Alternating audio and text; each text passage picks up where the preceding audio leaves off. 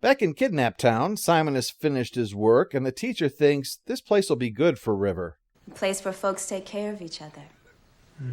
Yes, seems like a lovely little community of kidnappers. The Lord says, judge not. Oh, are we trotting that one out because we're just that devout, or because we need to justify our slavery? See, I'm leaning in the direction of the second one because you seem like one of those Cliff Note Christians, the ones who skip the important details, like the fact judge not does not mean that if you sin, tell the victim of your sin to shut their stupid face.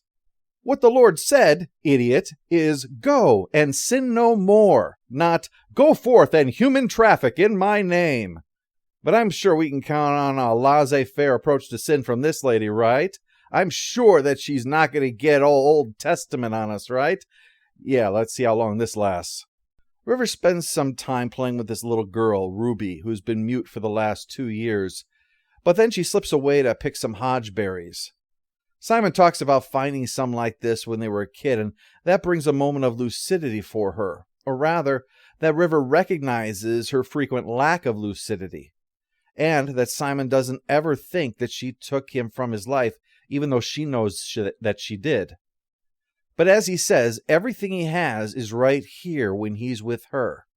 This episode is all about establishing that Simon is willing to give up everything for kin.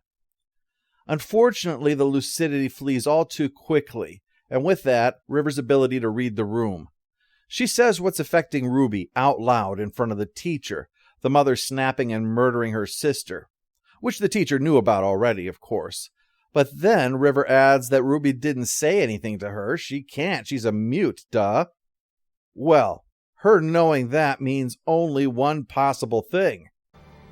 Thou shalt not suffer a witch to live. Oh, fuck you. That sounds a hell of a lot like judging to me, you stupid cow. If only the Old Testament had also mentioned about not kidnapping and forcing people to serve you, then she might have leapt in and done something, huh? Oh, no, wait a second. It does, doesn't it?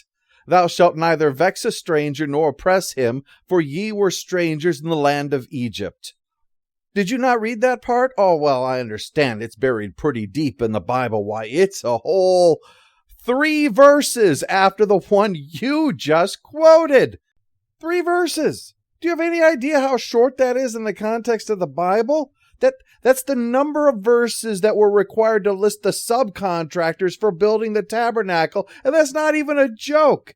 You can't read that much longer to say, oh boy, we've been screwing up royally. Maybe we better stop that whole enslaving people thing.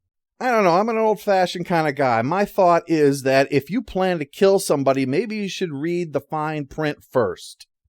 And what's truly amazing is that you have Shepherd Book, a man who tries to live the heart of what the Lord says and wound up getting shot in the chest and is on death's door, while these hillbillies who kidnap and burn people while claiming that God's okay with it, nothing bad happens to them.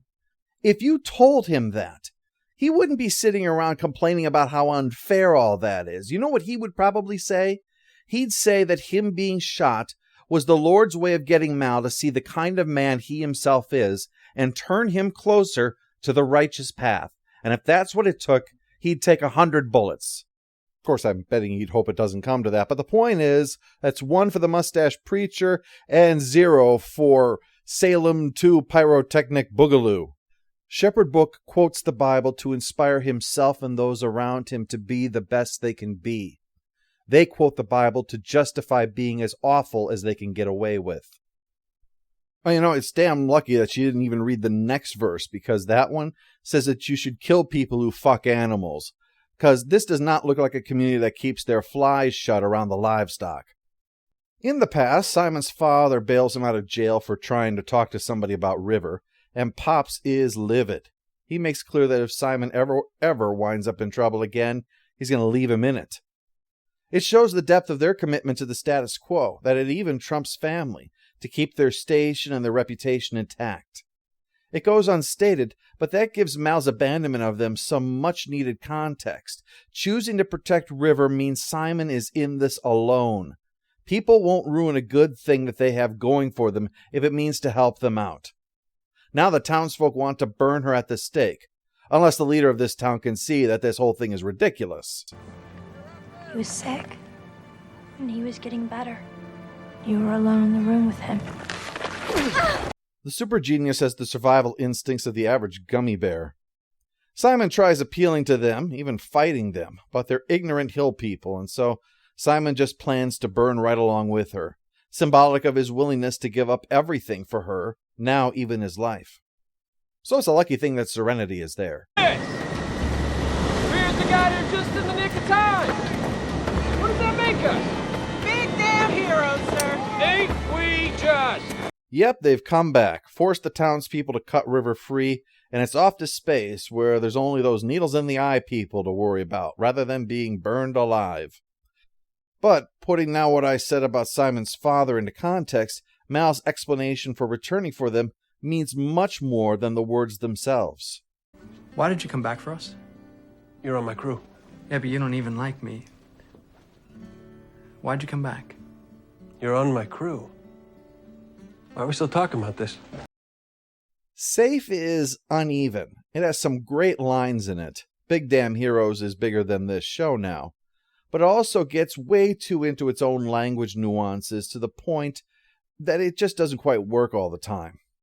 It has some wonderful scenes like river dancing, and some that are over the top and undermining to the story. It has scenes that dovetail, and it has hard edges that just don't fit. Establishing that crew and kin are the same thing as far as Mal's concerned is an important part for the show going forward. And really, I should like this episode, but the truth of the matter is, I'm just ambivalent towards it. It's less than the sum of its parts, I'm afraid. Take it for what works and roll with what doesn't. That's my advice.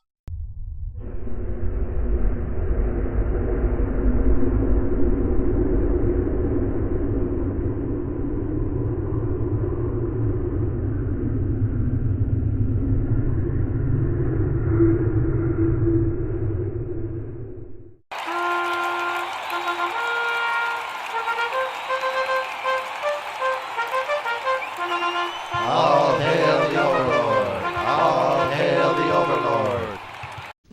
Human body can be drained of blood in 8.6 seconds given adequate vacuuming systems. See, morbid and creepifying, I got no problem with.